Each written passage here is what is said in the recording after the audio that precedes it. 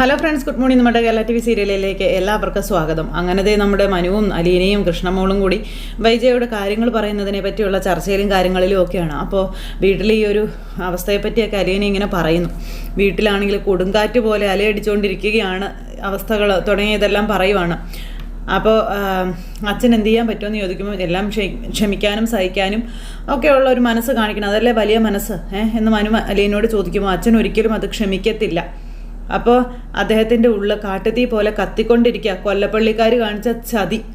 അപ്പോൾ ശിവനങ്കിളിനോട് രാജീവൻ അങ്കിളിനോടും അച്ഛൻ സംസാരിച്ചത് മനുവേട്ടനും കേട്ടതല്ലേ എന്നിങ്ങനെ അലീന മനുവിനോട് ചോദിച്ചു. പിന്നെ ചുട്ടുപഴുത്ത് ഇരുമ്പ് പോലെയാണ് അച്ഛൻ, അതിലോട്ട് എന്ത് സമാധാന വാക്ക് കൊണ്ടുപോയി ഇട്ടാലും അപ്പം തന്നെ അത് എരിഞ്ഞു പോകുമെന്ന കാര്യം അലീന പറയാം. അപ്പം ഞാനെന്തായാലും അദ്ദേഹത്തിനോട് സംസാരിച്ച് നോക്കാം, എന്നെ തല്ലാനൊന്നും വരത്തില്ലല്ലോ, അതെനിക്ക് ഗ്യാരണ്ടിയാണ് എന്ന് മനു പറയുമ്പം എനിക്കാകെ പേടിയാവുന്നുണ്ട് കേട്ടോ. ഞാനൊന്നിനും ഇല്ല എന്ന് അലീന പറയുവാണ്. ഞാനിവിടെ വന്നത് തന്നെ ഏറ്റവും വലിയ തെറ്റാണെന്നും എൻ്റെ കയ്യിൽ നിന്ന് അറിയാതെയാണെങ്കിലും സത്യങ്ങളെല്ലാം പുറത്തു പോയത് തെറ്റാണെന്നൊക്കെ അലീന ഇങ്ങനെ മനുവിനോട് പറയണു. എങ്ങോട്ടും പോകാൻ വയ്യാതെ ഞാനിവിടെ കുടുങ്ങിക്കിടക്കുന്നത് തന്നെ തെറ്റാണെന്നൊക്കെ അലീന പറഞ്ഞപ്പോൾ, നിന്റെ അമ്മ നിന്നെ തിരിച്ചറിയണമെന്നുള്ളൊരാഗ്രഹം നിനക്കുണ്ടോ എന്ന് മനു അലീനയോട് ചോദിച്ചു. അത് കേട്ടപ്പോൾ അലീന ഞെട്ടലോടെ മനുവിനെ നോക്കുക. ഒരുപാട് ആഗ്രഹമുണ്ട്, ഒരുപാട് കൊതിയുണ്ട് എനിക്കെന്ന് അലീന മനുവിനോട് പറയണു. അപ്പോൾ കൃഷ്ണയ്ക്ക് ഭയങ്കര സങ്കടമായി. പക്ഷേ ആരും അതുകൊണ്ട് വേദനിക്കാനുള്ള ഇട ഉണ്ടാവരുത്, അത്രയേ ഉള്ളൂ എനിക്കെന്ന് അലീന മനുവിനോട് പറയുവാണ്. അപ്പോൾ അത് കേട്ടപ്പോൾ കൃഷ്ണ, നിനക്കും അലീന ചേച്ചിയെ സ്വന്തം അമ്മ മനസ്സിലാക്കുന്നതല്ലേ ഏറ്റവും പ്രിയപ്പെട്ട സംഗതി എന്ന് മനു ചോദിക്കുമോ അതേന്ന് കൃഷ്ണയും പറഞ്ഞു. എനിക്കത് ഓർക്കുമ്പോൾ തന്നെ എന്തൊരു സന്തോഷമാണെന്ന് അറിയാമോ എന്ന് ചോദിച്ചു. അത് കേട്ട് കഴിഞ്ഞപ്പോൾ ഇവരിങ്ങനെ പരസ്പരം അങ്ങോട്ടും ഇങ്ങോട്ടും നോക്കുക. പക്ഷേ അമ്മയും അച്ഛനും ഒരിക്കലും അടുക്കാൻ പറ്റാത്തതുപോലെ വേർപിരിഞ്ഞു പോകും, അതാണ് എനിക്ക് പേടി എന്ന് കൃഷ്ണ ഇങ്ങനെ പറഞ്ഞപ്പോൾ, ഞാൻ ആദ്യം അങ്കിളിനെ ഒന്ന് കാണട്ടെ, എന്നിട്ട് എന്ത് വേണമെന്ന് തീരുമാനിക്കാമെന്ന് പറഞ്ഞു മനു നേരെ ബാലനെ കാണാനായിട്ട് കയറിപ്പോയി. അലീനയ്ക്കാണെങ്കിൽ ടെൻഷനായിട്ട് പാടില്ല, കൃഷ്ണയും അതിലേറെ ടെൻഷൻ അടിച്ച് നിൽക്കുക. ഈ സമയത്ത് മനു റൂമിലേക്ക് ചെന്ന് കൊട്ടി. അപ്പോൾ ബാലൻ അവിടെ കിടക്കുമായിരുന്നു. ഹലോ അങ്കിളെ, ഞാനാ മനു ആന്ന് പറഞ്ഞു. എന്നും പറഞ്ഞ് എഴുന്നേറ്റ് വന്ന് ഡോറ് തുറന്നു. അപ്പോൾ നീ പോയില്ലായിരുന്നോ എന്ന് ചോദിച്ചു. ഇല്ല, ഞാൻ വെറുതെ താഴെ ഇരുന്ന് ഓരോരോ കാര്യങ്ങൾ പിള്ളേരുമായിട്ട് ഡിസ്കസ് ചെയ്യായിരുന്നു എന്ന് പറഞ്ഞു. ഞാനൊരല്പം ഉറങ്ങിപ്പോയി, ഇപ്പോൾ എഴുന്നേറ്റതേ ഉള്ളൂ എന്ന് പറഞ്ഞു. നിങ്ങൾ എന്തൊക്കെയാണ് ചർച്ച ചെയ്ത് തീരുമാനിച്ചത് എന്ന് അദ്ദേഹം ചോദിക്കുമ്പം, ഒന്നും തീരുമാനിച്ചിട്ടില്ല അങ്കിളെ, അങ്കിളിൻ്റെ കയ്യിലാണ് കുറേ പേരുടെ ജീവിതത്തിൻ്റെ താക്കോൽ ഇരിക്കുന്നതെന്ന് പറഞ്ഞു. വേറെ ആർക്കും അത് തുറക്കാനും പറ്റത്തില്ലെന്നേ എന്നും പറഞ്ഞു മനു നേരം ഒരു ചിരിയും ചിരിച്ചിരിക്കുമ്പം, എൻ്റെ കയ്യിൽ എൻ്റെ ജീവിതത്തിൻ്റെ താക്കോല് പോലും ഇല്ല. അങ്കിളിനൊരു സത്യം അറിയാവോ? ഇനിയുണ്ടോ അറിയാൻ ബാക്കിയെന്ന് ബാലൻ അന്നേരം ചോദിച്ചു കേട്ടോ. ഈ വീട്ടിൽ ആർക്കും ഇല്ല സമാധാനം എന്ന് പറയുന്ന ഒന്ന്. എല്ലാവരും ഇലക്ട്രിക് പോസ്റ്റിൽ നിന്ന് സ്റ്റേ വയറും വലിച്ചു കെട്ടി ഒരു ഇതായിട്ട് ഇങ്ങനെ നിൽക്കുക.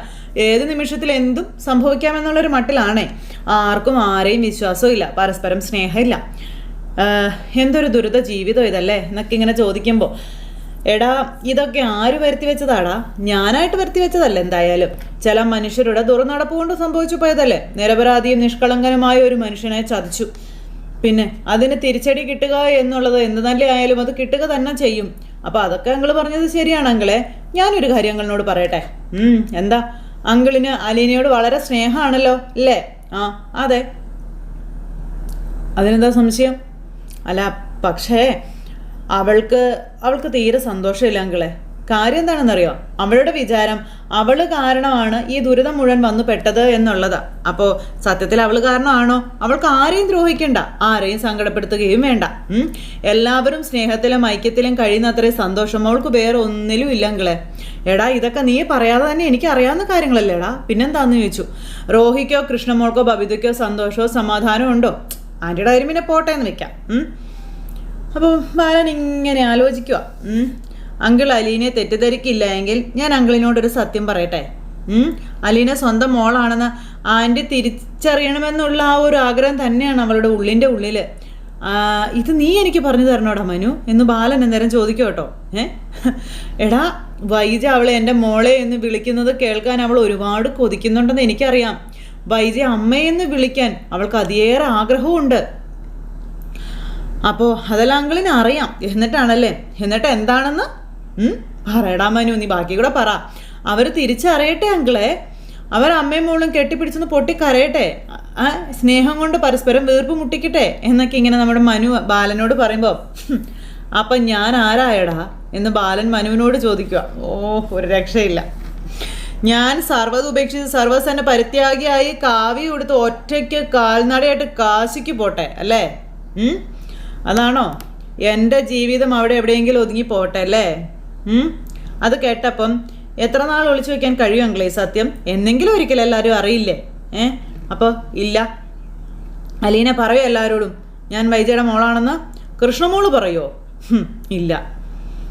അതിൻ്റെ ആഫ്റ്റർ എഫക്റ്റ് എത്ര ഭയങ്കരമായിരിക്കുമെന്ന് അവർക്ക് നന്നായിട്ട് അറിയാമെന്ന് ബാലൻ ഇങ്ങനെ മനുവിനോട് അന്നേരം പറയാം. അപ്പം ഞാൻ പറഞ്ഞ് ആൻറ്റി അറിഞ്ഞാലോ എന്നിങ്ങനെ മനു അന്നേരം ബാലനോട് ചോദിച്ചു. നിനക്കതിനുള്ള ധൈര്യം കിട്ടുന്നുണ്ടെങ്കിൽ നീ വേറൊരു ജന്മം അത് ജനിച്ചു വാ, അല്ലെങ്കിൽ നീ ഒന്ന് പറഞ്ഞു നോക്ക്. അതിൻ്റെ അനന്തരഫലം നിനക്ക് സങ്കല്പിക്കാൻ പോലും കഴിയാത്ത അത്ര ഭയാനകമായിരിക്കും. നീ ഒരു കൊടുങ്കാറ്റ് അഴിച്ചു വിടുന്നത് പോലെ ഇരിക്കും. അറിയോ നിനക്കെന്ന് ചോദിച്ചു. നിലവിലുള്ള പല ബന്ധങ്ങളും അതിൽപ്പെട്ട് തകർന്നടിയുന്നത് നിനക്ക് കാണാൻ കഴിയുമെന്നും ബാലൻ മനുവിനോട് പറഞ്ഞു കൊടുക്കുക. ചില മനുഷ്യർ നിന്റെ കൺമുന്നിൽ നിന്ന് അപ്രത്യക്ഷമായി പോയെന്ന് വരെ വരാമെന്നും പറഞ്ഞു. അപ്പം ഇതൊക്കെ കേട്ടപ്പോൾ എന്നെങ്കിലും ഒരിക്കൽ അമ്മ അവളെ തിരിച്ചറിയണ്ടേ അങ്കിളെ? അതല്ലേ നീതി എന്ന് ചോദിക്കുമ്പോൾ അത് നിന്റെ നീതി, എനിക്കാ നീതി അല്ല വേണ്ടത്. എനിക്കാ നീതിയുടെ ആവശ്യമില്ല. ഞാൻ സ്നേഹിച്ച പെണ്ണ്, ഞാൻ കല്യാണം കഴിച്ച പെണ്ണ്, അതിനു മുൻപ് വേറൊരു പുരുഷനെ പ്രാപിച്ചതും ഗർഭിണിയായി പ്രസവിച്ച് മറച്ചു വെച്ചതും ഈ കഴിഞ്ഞ 23 വർഷക്കാലം എന്നെ ചതിച്ചതിനും വഞ്ചിച്ചതിനും എനിക്ക് നീതി കിട്ടണം, കിട്ടിയേ പറ്റുള്ളൂ എന്ന് ബാലൻ പറയുക. അതെനിക്ക് കിട്ടിയിട്ട് മതി ബാക്കിയുള്ളവർക്കുള്ള നീതി എന്നും പറഞ്ഞു. പിഴച്ചുപറ്റ അമ്മ മകളെ തിരിച്ചറിയുന്നതും ആ മകള് അവളെ അമ്മയെന്ന് വിളിച്ച് അതൊന്നും എൻ്റെ വിഷയമല്ല. അപ്പം അങ്കിളെന്തിന് എത്രത്തോളം ഇമോഷണൽ ആകുന്നതെന്ന് മനു അന്നേരം ബാലനോട് ചോദിച്ചു. വാസ്തവത്തിൽ ആൻറ്റി തെറ്റുകാരിയാണോ? ആൻറ്റി ശരിക്കും ചതിക്കപ്പെട്ടില്ലേ? എല്ലാവരും കൂടെ ആൻറ്റിയെ പറഞ്ഞു പറ്റിച്ചതല്ലേ? ആയിരിക്കാം. നിന്റെ അച്ഛനും കൊച്ചച്ഛനും വല്യച്ഛനും മുത്തച്ഛനും അമ്മാവനും സകലരും ചേർന്ന് ഇതുപോലെ പല പോക്കൃത്തരങ്ങളും കാണിച്ചിട്ടുണ്ടാവും. അതൊന്നും എൻ്റെ വിഷയമായിട്ടുള്ള കാര്യമല്ല. എൻ്റെ വിഷയം വൈജ ഒന്ന് പ്രസവിച്ചവളാണ് എന്നുള്ള സത്യം മറച്ചു വെച്ച് എനിക്ക് താലി കെട്ടാൻ തല കുനിച്ച് തന്നു എന്നുള്ളതാണ് എന്ന് ബാലൻ ഇവരോട് പറയണം, മനുവിനോട്. അതിനുശേഷം അവൾ അഹങ്കാരം കൊണ്ടും ധാഷ്ട്യം കൊണ്ടും നിന്നുകൊണ്ടും കെട്ടിയാടിയ നാടകമുണ്ടല്ലോ, അതെനിക്ക് അംഗീകരിക്കാൻ കുറച്ച് ബുദ്ധിമുട്ടുണ്ട്. ഞാനതിങ്ങനെ റിവൈൻഡ് ചെയ്ത് കണ്ടുകൊണ്ടിരിക്കുവാണ് എന്നും. നിനക്കറിയാവോന്ന് ചോദിച്ചു. 1-2 കൊല്ലല്ലടാ, 23 വർഷമാ അവള് ലോകോത്തര പതിവ്രതയായിട്ട് എൻ്റെ മുന്നിൽ അഭിനയിച്ചത്. നിനക്കറിയാവോന്ന് ചോദിച്ചു. എനിക്ക് നീതി കിട്ടണം മനു. അത് കേട്ടപ്പം അങ്കിളെ, തെറ്റ് ചെയ്തവർക്ക് പശ്ചാത്തപിക്കാനും മാപ്പി യാചിക്കാനും ആ തെറ്റ് തിരുത്താനും ഒരു അവസരം നമ്മൾ കൊടുക്കണ്ടേ? അപ്പോൾ നമ്മുടെ രാജ്യത്ത് ഒരാൾ ഒരു കുറ്റം ചെയ്താൽ അവരെ തിരുത്തുകയല്ല, അവരെ ശിക്ഷിക്കുകയാണ് പതിവ്. അത് നിനക്കറിയില്ലേന്ന് ചോദിച്ചു. ഞാൻ വൈജയ്ക്ക് ഒരു ശിക്ഷ വിധിച്ചിട്ടുണ്ട്, അതാണ് അവളിപ്പോൾ അനുഭവിച്ചുകൊണ്ടിരിക്കുന്നത് എന്ന് ബാലൻ മനുവിനോട് പറയണം. ഇതൊക്കെ മനു അന്തം വിട്ടിങ്ങനെ അവിടെ നിൽക്കും കേട്ടോ. ബാലനോട് എങ്ങനെ പറഞ്ഞ് മനസ്സിലാക്കണമെന്ന് മനുവിനും അറിയില്ല. ഞാൻ എന്തുകൊണ്ടാണ് അവളോട് ഇങ്ങനെ ഈ രീതിയിൽ പെരുമാറുന്നത് എന്നറിയാതെ അവൾ അന്താളിച്ച് നിൽക്കണമെന്ന കാര്യം പറയണം. പിന്നെ എനിക്കെതിരെ അവളുടെ രക്തം തിളച്ചു മറിയുന്നത് എനിക്ക് കാണണം. രോഷവും അമർഷവും ഒക്കെ അടക്കാൻ കഴിയാതെ അവൾ കുറേ കോപ്രായങ്ങൾ കാണിച്ച് കൂട്ടണം. അതാണ് എനിക്ക് വേണ്ടത്. അതാണ് ഞാൻ അവൾക്ക് വിധിച്ചിരിക്കുന്ന ശിക്ഷ. അച്ഛനോ കൊച്ചച്ഛനോ വല്യച്ഛനോ ആൻ്റോട് ഈ സത്യങ്ങളെല്ലാം തുറന്നു പറഞ്ഞാലേ അങ്കിളിൻ്റെ പ്രതികാരമൊക്കെ അവിടെ തീർന്നില്ലേ എന്ന് മനു ചോദിക്കുമ്പോൾ ബാലൻ ഒന്ന് ചിരിച്ചു. നിന്റെ അച്ഛനോ കൊച്ചച്ഛനോ വല്യച്ഛനോ വൈജയോട് ഈ സത്യം തുറന്നു പറയുമെന്നാണോ നീ പറയുന്നത്? ഇല്ല മനു, അവരുടെ ചങ്കു വിറയ്ക്കും. അറിയാവോ, അതുപോലത്തെ ചതിയാണ് അവർ ചെയ്തിട്ടുള്ളത് എന്നുള്ള കാര്യം ബാലൻ പറയുക. കൊലപാതകത്തിന് ഉത്തരം പറയേണ്ടി വരും. ആരുടെ കൊലപാതകം? അതൊന്നും എൻ്റെ വിഷയമല്ല മനു, അതൊന്നും എനിക്കറിയണ്ട. പൂച്ചയെ എലിയിട്ട് കളിപ്പിക്കുന്നത് പോലെ ഞാൻ വൈജ 2 കയ്യിലിട്ട് ഇങ്ങനെ തട്ടിക്കളിപ്പിക്കുന്നത് കണ്ട് നിന്റെ അച്ഛനും കൊച്ചച്ഛനും വല്യച്ഛനും ഒന്നും ചെയ്യാൻ പറ്റാതെ കയ്യും കെട്ടി നോക്കി നിൽക്കുന്നത് എനിക്ക് കാണണമെന്ന് പറഞ്ഞു. കൊലപാതകത്തിന് ഉത്തരം പറയേണ്ടി വരും എന്ന് പറഞ്ഞത് വൈജയ്ക്ക് ആദ്യം ഉണ്ടായിരുന്ന പ്രണയം, അതായത് നമ്മുടെ ഹലീനയുടെ അച്ഛൻ, ആ മനുഷ്യനെ ഇവർ കൊന്നതായിട്ടാണ് നേരത്തെ നമ്മുടെ ഗംഗേട്ടൻ പറഞ്ഞിട്ടുള്ളത്. അപ്പം അത് ഒരു പക്ഷെ ബാലനും അറിയാം, അതായിരിക്കാം ബാലൻ ഇപ്പോൾ ഇവിടെ പറഞ്ഞത്. കല്യാണത്തിന് മുൻപ് പിഴച്ചു പ്രസവിച്ച പെങ്ങളെ നിരപരാധിയായ ഒരു ചെറുപ്പക്കാരൻ്റെ തലയിൽ കെട്ടിവെച്ചു കൊടുത്ത നാരാധവന്മാരുടെ തങ്ങളെന്നുള്ള ഓർമ്മ നിന്റെ അച്ഛൻ്റെയും കൊച്ചച്ഛൻ്റെയും വല്യച്ഛൻ്റെയും മനസ്സിലിങ്ങനെ കെടാതെ നീറി നീറി കിടക്കണം. എനിക്കത് കാണണം. ഇതൊക്കെ കേട്ട് മനു അന്തം വിട്ടിങ്ങനെ നിൽക്കുക. നെടുപുരയ്ക്കൽ ബാലചന്ദ്രമേനോൻ്റെ മുന്നിലെ അവർ 3 പേരും ഇനി തലകുനിച്ചേ നിൽക്കാൻ പാടുള്ളൂ ആയുഷ്കാലം മുഴുവനും. അവരുടെ പെങ്ങളുടെ ഭാവി ഇനി എന്തായി തീരുമെന്നോർത്ത് അവരെപ്പോഴും ആകുലപ്പെട്ടുകൊണ്ടേയിരിക്കണം. അതും ഈ ബാലന് കാണണം.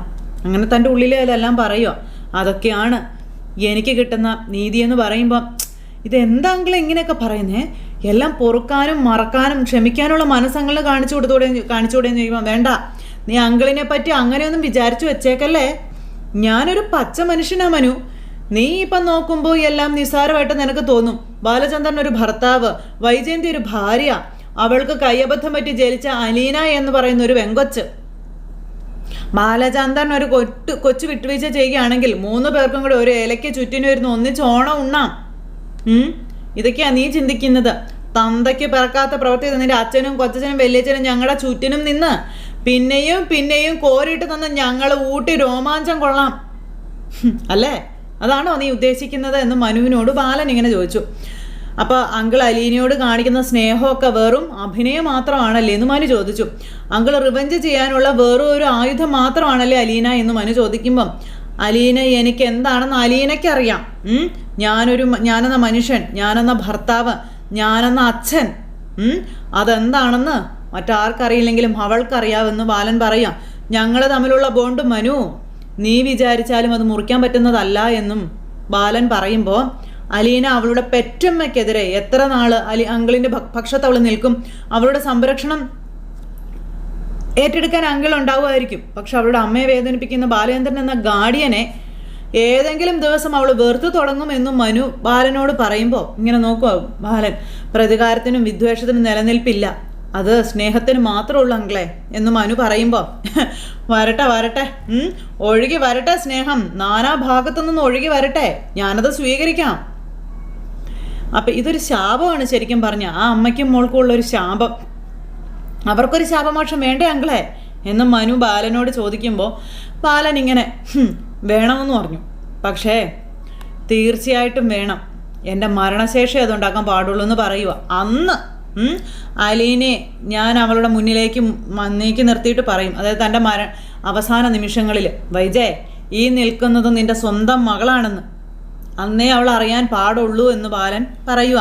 നീ ഇത്രയും കാലം ദ്രോഹിച്ചതും വെറുത്തതും അപമാനിച്ചതും വേദനിപ്പിച്ചതും കഷ്ടപ്പെടുത്തിയതും തെറ്റിദ്ധരിച്ചതും നീ പ്രസവിച്ച നിന്റെ കുഞ്ഞിനെയാണെന്ന് ഞാൻ അവളോട് പറയുമെന്ന് ബാലൻ മനുവിനോട് പറയൂ കേട്ടോ. എന്നിട്ട് ഒരൊറ്റ ചിരിയും ചിരിച്ചു. അപ്പോൾ അവൾ അന്തം വിട്ട് നോക്കും അലീനയുടെ മുഖത്തോട്ട്. എൻ്റെ മകളായിരുന്നോ ഈശ്വര എന്ന് അവൾ ചിന്തിക്കും. അപ്പോൾ പശ്ചാത്തപിക്കാനേ അവൾക്ക് അവസരം പിന്നെ ഇല്ല. ക്ഷമ ചോദിക്കാൻ പോലും അവൾക്ക് അവസരം ഉണ്ടാവില്ല. എൻ്റെ മോളെ എന്ന് വിളിച്ചൊന്ന് കരയാൻ പോലും അവൾക്ക് ഞാൻ അവസരം കൊടുക്കില്ല എന്നൊക്കെ പറയുകയാണ് ബാലൻ. ഇങ്ങനെ അവളും തീർന്നു, കഥയും തീർന്നു.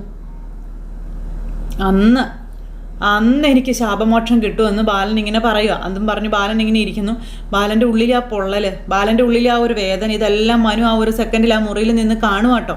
ഇത് കഴിഞ്ഞതിന് ശേഷം പിന്നെ കാണിക്കുന്നത് ശിവനും അതുപോലെ രാജീവനും കൂടെ വൈജയെ കാണാനായിട്ട് ഹോസ്പിറ്റലിൽ ചെല്ലുക. എന്നിട്ട് അവിടെ ചെന്നിട്ട് എടാ നമ്മൾ പറയാനുള്ളത് അവളോട് പറയണം, നമ്മൾ അവൾക്ക് കട്ട സപ്പോർട്ടാണെന്ന് വിചാരിച്ചുകൊണ്ട് അവൾ കടുത്ത തീരുമാനങ്ങൾ എടുക്കാനുള്ള ഇടം നമ്മളായിട്ട് ഉണ്ടാക്കരുത് എന്ന് പറയുമ്പോൾ നമുക്കൊരു കാര്യത്തിൽ മാത്രമേ താല്പര്യമുള്ളൂ, ഹോസ്പിറ്റലിൽ നിന്ന് തിരിച്ചു പോകുന്നത് കടപ്പാട്ടൂരോട്ടായിരിക്കണമെന്നുള്ളത്. ബാക്കി പ്രശ്നങ്ങളൊക്കെ നമുക്ക് എങ്ങനെയെങ്കിലും സോൾവ് ചെയ്യാമെന്ന് രാജീവൻ പറയുമ്പം അതാണ് നമ്മുടെ നിലപാട്, ഓക്കെ നീ വാ എന്നും പറഞ്ഞുകൊണ്ട് ശിവൻ എന്നിട്ട് അനിയനെയും കൂട്ടി വൈജയുടെ അടുത്തേക്ക് ചെല്ലുക. അപ്പോൾ വൈജ ഇങ്ങനെ കിടക്കുമല്ലേ. അപ്പോൾ ചേട്ടന്മാരെ കണ്ട് വൈജ ഇങ്ങനെ നോക്കുന്നു. നിനക്കിപ്പോൾ എങ്ങനെയുണ്ട് വൈജയെന്ന് ചോദിച്ചു. ഡോക്ടേഴ്സ് എന്താ പറഞ്ഞതെന്ന് ചോദിച്ചു. അപ്പോൾ കുറച്ച് നാളിങ്ങനെ കിടക്കണമെന്നാണ് പറഞ്ഞത്, അനങ്ങാൻ പാടില്ലെന്നാണ് പറഞ്ഞത്. ഇവിടെ ട്രീറ്റ്മെൻറ്റൊക്കെ നല്ലതല്ലേ, നല്ല ഡോക്ടേഴ്സല്ലേ ഇവിടെ ഉള്ളത് എന്നൊക്കെ ശിവൻ അന്നേരം ചോദിച്ചു. ഗംഗേട്ടൻ പോയല്ലേ എന്ന് ചോദിക്കുമ്പം പിന്നെ പോകാതെ പറ്റുമോ? എല്ലാവർക്കും ഇല്ലേ സ്വന്തം വീടും കുടുംബവും കാര്യങ്ങളും ഒക്കെ. നേരം വൈജ ചിരിക്കുക. ഗംഗേണ്ണാണെങ്കിൽ ടൂർ പരിപാടിയായിട്ട് വീട്ടിൽ നിന്ന് പോന്നിട്ട് മാസം 3 ആയിരുന്നു. 1 മാസത്തോളം സ്വിറ്റ്സർലൻഡിൽ മോൻ്റെ കൂടെ ആയിരുന്നു എന്നൊക്കെ പറഞ്ഞു. ഇവിടെ നിന്ന് എന്നെ കുറേ വഴക്ക് പറഞ്ഞിട്ടാ പോയതെന്ന് വൈജ അന്നേരം പറഞ്ഞു. ഞാനാണോ ശിവേട്ട കുറ്റക്കാരി? ശിവേട്ടന് അറിയാവുന്നതാണല്ലോ. അപ്പോൾ ഒരു കുഴപ്പമില്ലാതെ ജീവിച്ചു പോരുമായിരുന്നില്ലേ ഞങ്ങൾ? അപ്പോഴാ കഴക്കൂട്ടത്തു നിന്ന് കുഴപ്പം പിടിച്ചൊരു സാധനത്തെ ഇറക്കുമതി ചെയ്തത് എന്നിങ്ങനെ പറയുമ്പം ഇത് നീ പറയാൻ തുടങ്ങിയിട്ട് കുറേ നാളായില്ലേ വൈജെ? ഇനിയെങ്കിലും നിനക്കൊന്ന് നിർത്തിക്കൂടെ? അതെ, ഞങ്ങൾക്കാർക്കും അലീനയെ പറ്റി മോശമായിട്ടുള്ളൊരു അഭിപ്രായം ഇല്ല. ഞങ്ങളെ ഇനി നീ ഇതിനു വേണ്ടി കൂട്ടുപിടിക്കുകയും വേണ്ട എന്ന് പറയുമ്പോൾ അവള് നിങ്ങളെയും കയ്യിലെടുത്തോ? ശരിയാ, എടുത്തടി. അവള് ഞങ്ങളെ ഉള്ളം കയ്യിലെടുത്ത് ഇങ്ങനെ അമ്മാനം ആടിക്കൊണ്ടിരിക്കുകയായിരുന്നു ഇത്രയും നേരം എന്ന് രാജീവൻ അന്നേരം വൈജയോട് പറയാം. വൈജു അന്നേരം ഇങ്ങനെ നോക്കുക കേട്ടോ. വൈജയ്ക്കൊന്നും മനസ്സിലാകുന്നില്ല ഇവർ പറയുന്നത് എന്താണെന്ന്. അലീന ബാലചന്ദ്രന്റെ മകളാണെന്ന് അറിഞ്ഞതോടെ നിങ്ങൾ മറുകക്ഷിയിലോട്ട് കൂറുമാറിയല്ലേ എന്ന് വൈജ ഇങ്ങനെ ചോദിക്കും ഇവരോട് രണ്ടുപേരും അങ്ങോട്ടും ഇങ്ങോട്ടും നോക്കുക. ബാലചന്ദ്രൻ മകളെ ഉപേക്ഷിക്കില്ല എന്ന് ഉറപ്പായപ്പോ പിന്നെ വേറെ വഴിയില്ലല്ലോ അല്ലേ? അപ്പം ഞങ്ങൾ അലീനയെ ബാലചന്ദ്രന്റെ മകളായിട്ട് അംഗീകരിച്ചു. അവള് അവിടുത്തെ കുടുംബാംഗമാണിപ്പോ. അത് കേട്ടപ്പം നിങ്ങൾ ആരൊക്കെ അംഗീകരിച്ചെന്ന് പറഞ്ഞാലും ഞാൻ അംഗീകരിക്കുകയല്ല. ഞാൻ അംഗീകരിക്കണ്ടേ? എൻ്റെ വീട്ടിൽ എച്ചിൽ തിന്നാൻ വരുന്ന തെരുവട്ടിയായി പോലും ഞാൻ അവളെ അംഗീകരിക്കില്ല എന്നും പിന്നല്ലേ കുടുംബാംഗം എന്ന് വൈജ പറയുമ്പം നീ അംഗീകരിച്ചില്ലെങ്കിൽ ആർക്കാ നഷ്ടം? നിനക്കും നിന്റെ മക്കൾക്കും തന്നെയാ നഷ്ടമെന്ന് ശിവൻ വൈജയോട് പറഞ്ഞു. നഷ്ടം ഞാനങ്ങ് സഹിച്ചോളാം എന്ന് വൈജ പറയുമ്പോൾ ഇവരിങ്ങനെ നോക്കുവന്നു വിട്ടു. നിങ്ങളാരും അത് സഹിക്കാൻ വരണ്ടാന്നും ഈ പുള്ളിക്കാരി അങ്ങ് പറയുമ്പോഴത്തേക്കും നമ്മുടെ രാജീവൻ ബില്ലെടുത്ത് വൈജയുടെ കയ്യിലേക്ക് അങ്ങ് കൊടുത്തു. അപ്പോൾ വൈജ ഇത് നോക്കുക, ഇത് എന്നതാ സംഭവം എന്നുള്ളൊരിത്. എന്നിട്ട് ഇതിങ്ങനെ എടുത്ത് ഇങ്ങനെ എല്ലാം തുറന്ന് ഇങ്ങനെ നോക്കി. എന്നിട്ട് ഇത് ഹോസ്പിറ്റൽ ബില്ലല്ലേ എന്ന് ചോദിച്ചു. അല്ല, ഇതെന്നതാ ഇതിൻ്റെ അർത്ഥം എന്ന് ചോദിക്കുമ്പം ബാലചന്ദ്രനെ ഇത്രയും ക്യാഷ് റീഫണ്ട് ചെയ്യണമെന്നാ പറഞ്ഞതെന്ന് പറയുമ്പോഴത്തേക്കും ഞാനെന്തിനാ അത് കൊടുക്കുന്നത് എന്ന് വൈജ ചോദിക്കുക. നീ കൊടുത്തില്ലെങ്കിൽ ഞങ്ങളത് കൊടുക്കണം. അതെന്തിനാ? അതെനിക്ക് മനസ്സിലായില്ല. അതിൻ്റെ കാര്യം എന്നാ? നീ ബാലചന്ദ്രനെ ധിഖരിച്ച് പാതിര കഴിഞ്ഞ നേരത്ത് വീട്ടിൽ നിന്ന് ഇറങ്ങി കാർ ഓടിച്ച് പോയി ഉണ്ടാക്കിയ ആക്സിഡൻ്റ് അല്ലേ ഇത് എന്ന് രാജീവൻ ചോദിക്കുക. അതിൻ്റെ സകല ഉത്തരവാദിത്വവും നീ തന്നെ ഏറ്റെടുക്കണമെന്ന് രാജീവും പറയുന്നു. ഈ ബില്ല് പേ ചെയ്യുന്നത് ഉൾപ്പെടെ നീ ചെയ്യണമെന്ന് പറഞ്ഞു. ഇത് കേട്ട് വൈജ അന്തം വിട്ടിങ്ങനെ നോക്കുക കേട്ടോ. ഇത്രയും പൈസ എവിടെ നിന്നുണ്ടാക്കും? അത് എവിടുത്തെ ന്യായമാ എന്നിങ്ങനെ വൈജ ചോദിക്കുമ്പം നീ കാലും കയ്യും അല്ല സുഖപ്പെട്ട് ഹോസ്പിറ്റലിൽ നിന്ന് ഇറങ്ങുമ്പോൾ ബാലചന്ദ്രൻ്റെ വീട്ടിലേക്കാണ് പോകുന്നതെങ്കിൽ ബാലചന്ദ്രൻ ഈ ക്യാഷ് ഞങ്ങൾക്ക് തിരിച്ചു തരും. അതല്ല നിനക്ക് തോന്നുന്നത് പോലെ ഫാമിലി കോർട്ടിൽ ഡിവോഴ്സിനോ വാടക വീട്ടിൽ താമസത്തിനോ പോവുകയാണെങ്കിൽ അയാൾ എന്തിനാ നിനക്ക് വേണ്ടി 8-10 ലക്ഷം രൂപ ചെലവാക്കുന്നേ എന്ന് രാജീവൻ ചോദിക്കുക. അയാൾ ചോദിക്കുന്നതിലും പറയുന്നതിലും ഒരു ന്യായം ഇല്ലേ എന്ന് ചോദിച്ചു. ബന്ധം പിരിയുന്നത് വരെ ഭാര്യയുടെ ചെലവ് നോക്കേണ്ടത് ഭർത്താവാണെന്ന് പുള്ളിക്കാരി പറയുമ്പോൾ എടി നീ ഇന്നേ വരെ ജോലി ചെയ്ത ശമ്പളത്തിൽ നിന്ന് ബാലചന്ദ്രൻ ഒരു 5 പൈസ കൊടുത്തിട്ടുണ്ടോ എന്ന് ചോദിച്ചു. അതിൻ്റെ ആവശ്യമില്ലല്ലോ. വീട്ടാവശ്യങ്ങൾക്ക് വേണ്ടി ചെലവാക്കിയിട്ടുണ്ടോ നീ? ഇപ്പം എല്ലാം വൈജ ഇങ്ങനെ നോക്കുക കേട്ടോ. അതൊക്കെ ബാലചന്ദ്രൻ്റെ ഉത്തരവാദിത്വമാണ് എന്ന് ചേച്ചി അങ്ങ് പറയുക. അപ്പം അത് കേട്ടപ്പോൾ ആങ്ങളമാർ രണ്ടുപേരും കൂടി വന്ന് അപ്പം ഇനി ഒന്നേ നിന്നോട് ചോദിക്കാനുള്ളൂ. ഈ ബില്ല് നീ പേ ചെയ്യുന്നോ അതോ ഞങ്ങൾ പേ ചെയ്യണോ? അപ്പം അത് കേട്ട് കഴിഞ്ഞപ്പോൾ വൈജ ഞെട്ടി. വൈജയ്ക്കൊന്നും പറയാൻ പറ്റുന്നില്ല. അപ്പം ഞാൻ കൊടുത്തോളാവെന്ന് പറഞ്ഞു. ബാലചന്ദ്രൻ്റെ അക്കൗണ്ടിലേക്ക് ഇടണം. അക്കൗണ്ട് നമ്പറും ബാങ്കിൻ്റെ പേരും എല്ലാം പുറകിൽ എഴുതിയിട്ടുണ്ടെന്നും രാജീവൻ പറയാം. അയാൾ ഞങ്ങളോട് ചോദിക്കാതെ എല്ലാം എഴുതി തന്നതാണെന്ന് പറഞ്ഞു. അയാൾ പിന്നെ ഞങ്ങളോട് ചോദിക്കാനുള്ള ഇടം നീ വരുത്തരുതെന്ന് പറഞ്ഞു. അപ്പം ഇല്ല, വൈജയന്തി വാക്ക് പറഞ്ഞാൽ അത് വാക്കാണെന്ന് വൈജ പറയണു. അപ്പം നിനക്ക് അയാളുമായി ഒത്തുപോകാൻ യാതൊരുവിധ പ്ലാനും ഇല്ല അല്ലേ എന്ന് ശിവൻ ചോദിക്കുക കേട്ടോ. അത് കേട്ടപ്പോൾ വൈജ ഇങ്ങനെ ശിവനെയും രാജീവനെയും മാറി മാറി നോക്കുവാണ്. എന്ത് പറയും എന്നുള്ളൊരിതിൽ അങ്ങനെ ഒരു സിറ്റുവേഷൻ കാണിച്ചുകൊണ്ടാണ് ഇന്നത്തെ നമ്മുടെ കഥ അവസാനിച്ചത്. അപ്പോൾ എല്ലാവർക്കും ടാറ്റാ.